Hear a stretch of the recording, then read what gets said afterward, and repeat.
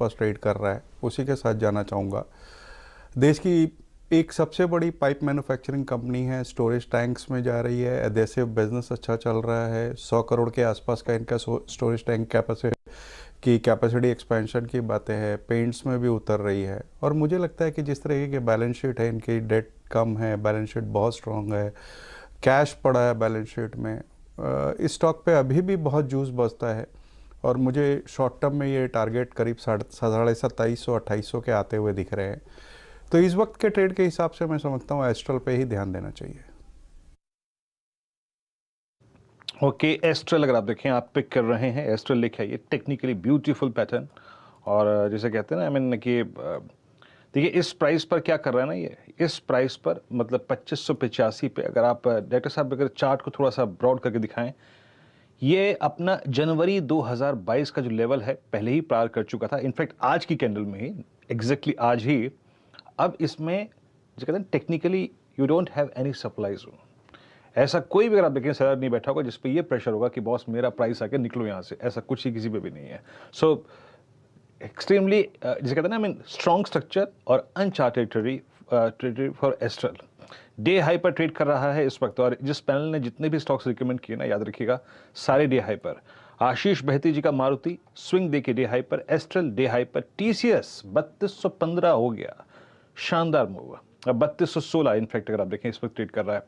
अच्छा, इस बीच कुछ स्टॉक्स जो कि सुबह का मोमेंटम लेके बैठे हुए हैं, एक दो ट्रेड्स और निपटा लेते हैं, फिर थोड़ा सा डिस्कशन को सॉफ्ट करेंगे। मिड कैप आईटी में चलते हैं, और जरा प्लीज लेके आइए आप माइंड ट्री 3309।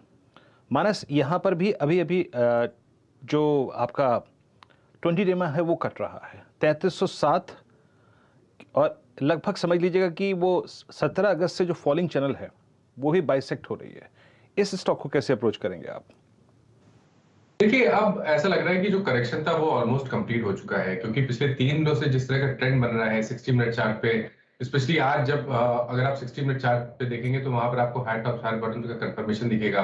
50 डे और 20 डे मूविंग एवरेज को रिगेन कर लिया है। तो कुल मिला के ऐसा लग रहा है कि अब शायद करेक्शन कंप्लीट हो गया है, और जो क्रैक देखा था उसको 50% तक रिटेस्ट करेगा। तो 200 डे मूविंग एवरेज स्टॉक वापस टेस्ट कर सकता है, जो कि 3400-3420 की रेंज में है। 100 रुपए का आपको करंट लेवल से आपको देखने को मिल सकता है, इसलिए करंट लेवल्स पे भी खरीदारी करनी है। 32-35 के नीचे आपको स्टॉप लॉस रखना है, और ऊपर की तरफ 3400 के टारगेट सेट करनी है।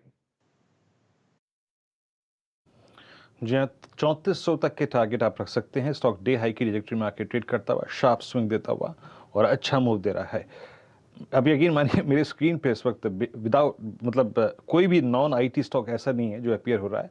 बस ये आशीष बहती जी की अगर आप देखें खूबी थी कि जाके पिक करके ले आए वो आपका मारुति।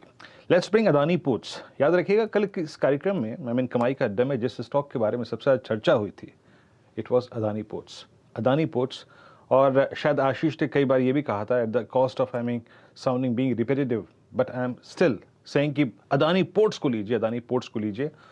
और सुबह भी हमने इसका ट्रेड पिक किया था, मेरे ख्याल से 896-91 के जोन में इसको हमने पिक किया था, और ये ब्लास्ट हो गया स्टॉक। आशीष बहती जी, आपका प्रोजेक्शन क्या कहता है? 2 जून 2021 से लेकर मेंटेन्ड पूरी रेंज 9-10 के ऊपर बाइसेक्ट हो चुकी है। आपका प्रोजेक्शन क्या है? अगर यहाँ पे क्लोज आता है तो अगले हफ्ते कहाँ तक का प्रोजेक्शन है आपका इस स्टॉक में? वीरेन जी, 925 के ऊपर क्लोज होते ही हमें लगता है कि इसमें बहुत बड़ा मूव देखने मिलेगा।